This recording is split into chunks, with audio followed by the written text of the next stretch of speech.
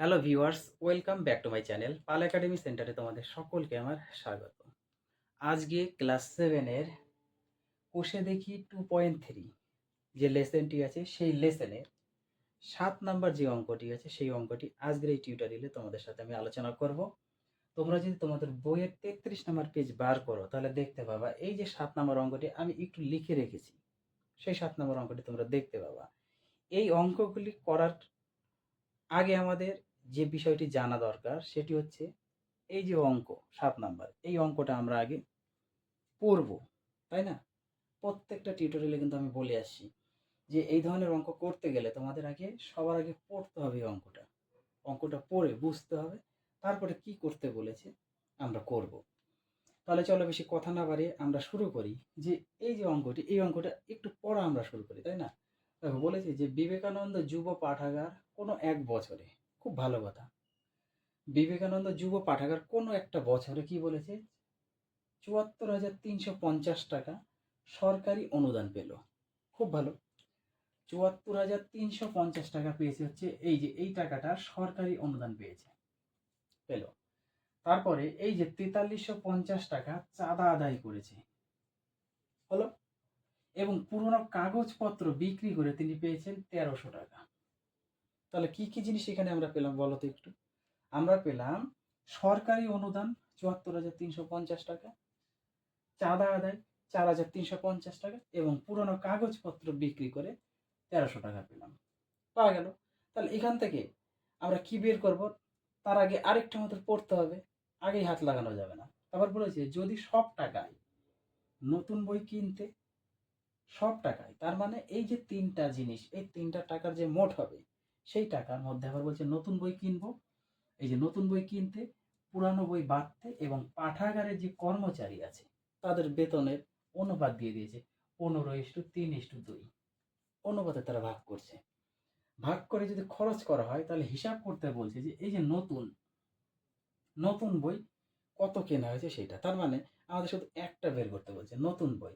তাহলে এই যে নতুন বই কত কিনবো, তাহলে এই অঙ্কটা সবার আগে আমরা বের করব যে এখানে যে যে টাকা অনুদান পেল এবং কত টাকা উঠলো সেই বিষয়টা আমরা এখানে একটু লিখব। কি কি আছে? সরকারি অনুদান, তাই না? আমরা লিখব হচ্ছে সরকারি অনুদান, সরকারি অনুদান, কমা আর কি আছে? চাঁদা আদায়, চাঁদা আদায়। এবং আরেকটা কি আছে? পুরনো কাগজপত্র, পুরনো কাগজ পত্র বিক্রি করে, বিক্রি করে মোট টাকা ওঠে, মোট টাকা ওঠে কত বলো তো? মোট টাকা কত ওঠে? সমান সমান আমরা একটু যোগ করি। এই যে ৭৪,৩৫০, তারপরে আছে ৪৩৫০, আর একটা আছে ১৩০০। তাহলে এই তিনটা আমরা একটু যোগ করে দিই। ০, ৫ ৫ ১০ শূন্য, হাতে আমার ১, ৩ ৩ ৯ আর ১ ১০ শূন্য, ৯ আর ১ ১০, ১০ শূন্য, হাতে আমাদের আছে ১, তাই তো? ৪ ৪ ৮ আর ১ ৯ আর হাতের ১ ১০, আবার ১০ শূন্য, হাতে আমার ১, ৭ ৮ ৮। এই হচ্ছে তোমার ৮০,০০০ টাকা উঠেছে। একটু যোগটা আরেকবার চেক করে নিই আমরা, হ্যাঁ।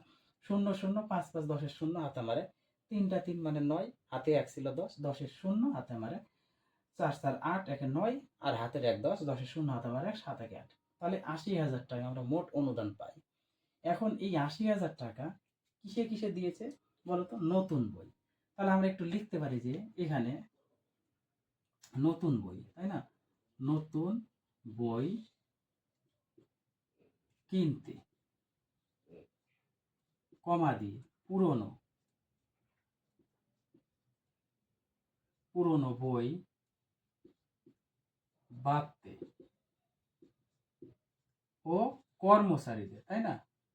কর্মচারী, কর্মচারীদের বেতনের অনুপাত, অনুপাত, অনুপাতগুলো কত কত আছে আমরা একটু লিখে নেব।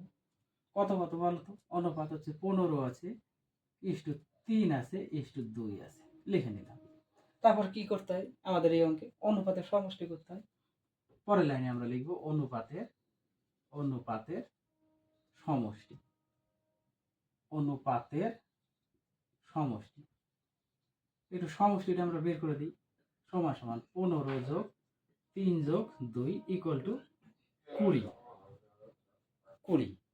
এখন এই যে 80,000 টাকা, 80,000 টাকার মধ্যে শুধু আমাদের বের করতে বলেছে পুরনো বই কিনতে কত টাকা, পুরনো না কি বলেছে নতুন, নতুন বই কত টাকা কেনা হয়েছে সেটা আমাদের বের করতে হবে।